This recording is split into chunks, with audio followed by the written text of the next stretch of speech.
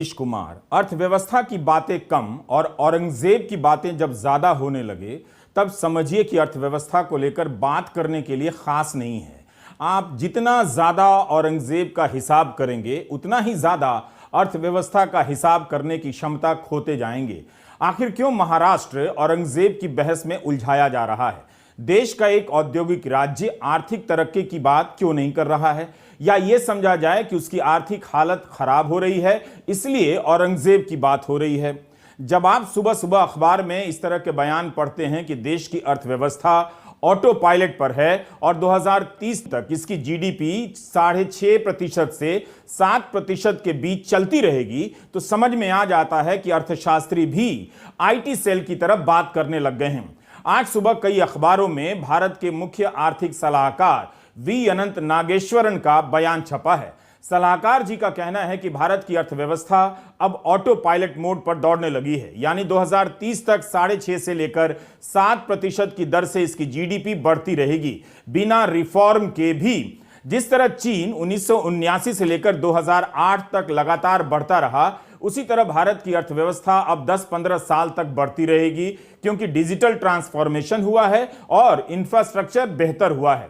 भारत के मुख्य आर्थिक सलाहकार नागेश्वरन लखनऊ में भारतीय उद्योग महासंघ सीआईआई के कार्यक्रम में बोल रहे थे। उन्हें पता होगा या एहसास हो रहा होगा कि जो कह रहे हैं किसी को दंभ लग सकता है, इसलिए वहां पर यह भी कहा कि वे मिडिल क्लास पृष्ठभूमि से आते हैं। कई बार यह प्रवृत्ति होती है कि जो मिल रहा है उसके बारे में बात कम करो, मत कहो कि हम कितना अच्छा कर रहे हैं, क्योंकि ईश्वर नाराज हो सकता है। जो मिल रहा है उसके प्रति कृतज्ञ रहना चाहिए, लेकिन कभी कभार जनता को भी जानना चाहिए कि देश की अर्थव्यवस्था केवल अच्छा ही नहीं कर रही है बल्कि ऐतिहासिक स्तर से भी अच्छा कर रही है। कैसे कहानी बनाई जा रही है? क्या कोई अर्थव्यवस्था किसी भी दर पर ऑटो पायलट मोड में जा सकती है? कि कुछ भी होता रहे दुनिया में, मंदी आती रहे या महंगाई बढ़ती रहे या कच्चे तेल के दाम बढ़ते रहें, भारत की अर्थव्यवस्था की इतनी तरक्की तो होती रहेगी। और नहीं हुई तो इसकी जवाबदेही किसकी होगी? किससे आप सवाल पूछेंगे?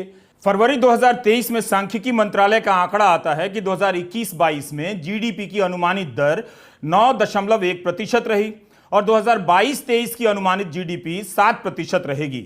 9% के अनुमान से 7% पर आ गई है। तो आपने मुख्य आर्थिक सलाहकार नागेश्वरन का दावा देख लिया, और अब आर्थिक सलाहकार परिषद के सदस्य का दावा सुनिए।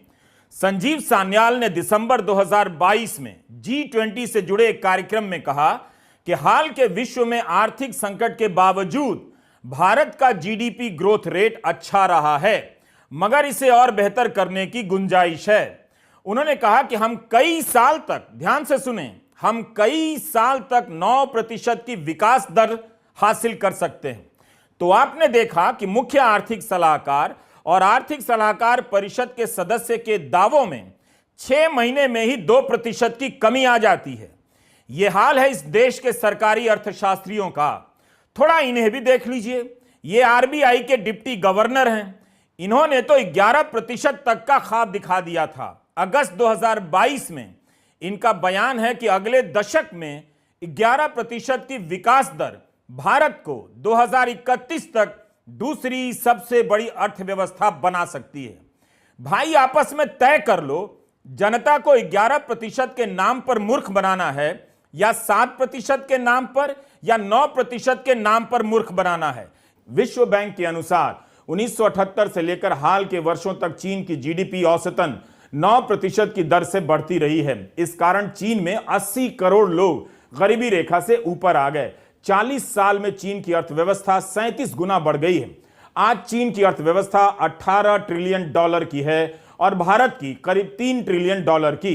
भारत के अभी 5 ट्रिलियन डॉलर की अर्थव्यवस्था होने की बात चल रही है। भारत के मंत्री कुछ भी बोलकर निकल जाते हैं। आपने देखा कि चीन को 18 ट्रिलियन डॉलर की अर्थव्यवस्था बनने में 40 साल लग गए, और इधर यानी भारत के एक मंत्री हैं पीयूष गोयल, उनका एक बयान है कि 2047 में भारत 40 ट्रिलियन डॉलर की अर्थव्यवस्था बन जाएगा। मतलब कुछ भी, किसी बात की जवाबदेही तो है नहीं किसी की। हेडलाइन के लिए कुछ भी बोल दो। जीडीपी की दर हेडलाइन में देखकर कई लोगों को ठंडी हवा के झोंके का एहसास होने लग जाता है कि अर्थव्यवस्था के मोर्चे पर सब ठीक चल रहा है। अब बस अगर कुछ बाकी है तो महाराष्ट्र में औरंगजेब का हिसाब करना रह गया है। महाराष्ट्र के उप मुख्यमंत्री देवेंद्र फडणवीस किसी को औरंगजेब की औलाद बोलने लगे।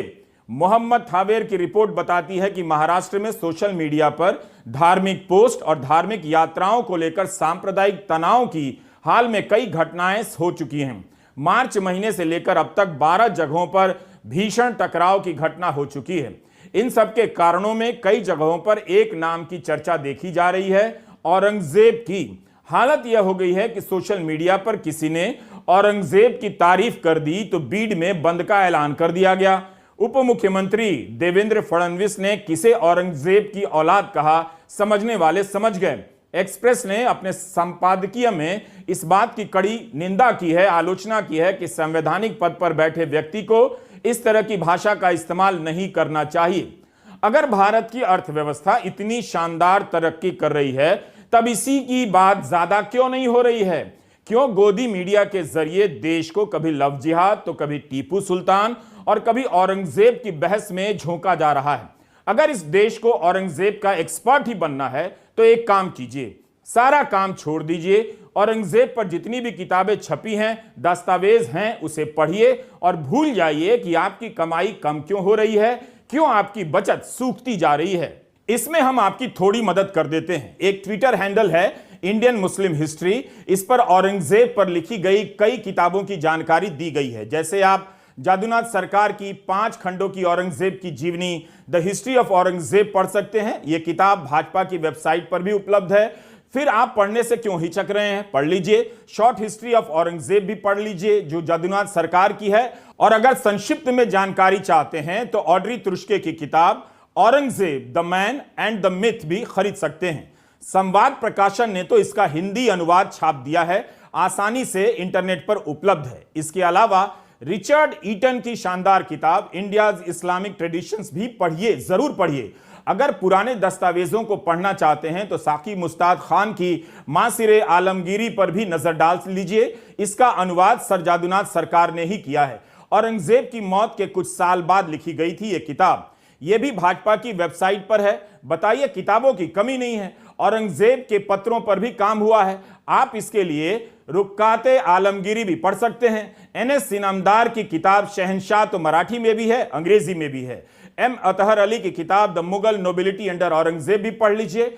बाकी किताबों की जानकारी भी आप इस ट्विटर हैंडल से ले सकते हैं जिसका नाम इंडियन मुस्लिम हिस्ट्री है। और एक नहीं, सभी किताबों को पढ़िए, तब देखिए कि इन्हें पढ़ने के बाद आप झगड़ा करने लायक बन जाते हैं या समझने लायक बन जाते हैं। 9 साल से जनता को इन बहसों में उलझाया जा रहा है। बेहतर है आप इन किताबों को अगले 9 महीने में पढ़ लें ताकि इस बहस में अच्छी तरह भाग ले सकें। रही बात अर्थव्यवस्था की, तो उसके बारे में बहस का टाइम ही नहीं आएगा, केवल हेडलाइन छपकर आएगी। भारत के नौजवानों को यह समझना होगा, खासकर हिंदी प्रदेश के नौजवानों को, जिनके हिस्से दुनिया का सबसे घटिया स्कूल और सबसे घटिया कॉलेज आता है, उन्हें जान लेना चाहिए कि औरंगजेब तो इस दुनिया से 316 साल पहले चला गया। उसके बारे में जानना है तो लाइब्रेरी में बैठकर पढ़िए, सड़क पर आकर जानकारी हासिल करेंगे, तनाव पैदा करेंगे तो औरंगजेब का कुछ भी नहीं बिगड़ेगा। आपके शहर का वातावरण खराब होगा और उसका और खराब असर आपकी अर्थव्यवस्था पर पड़ेगा। अपने हाल की भी चिंता कीजिए।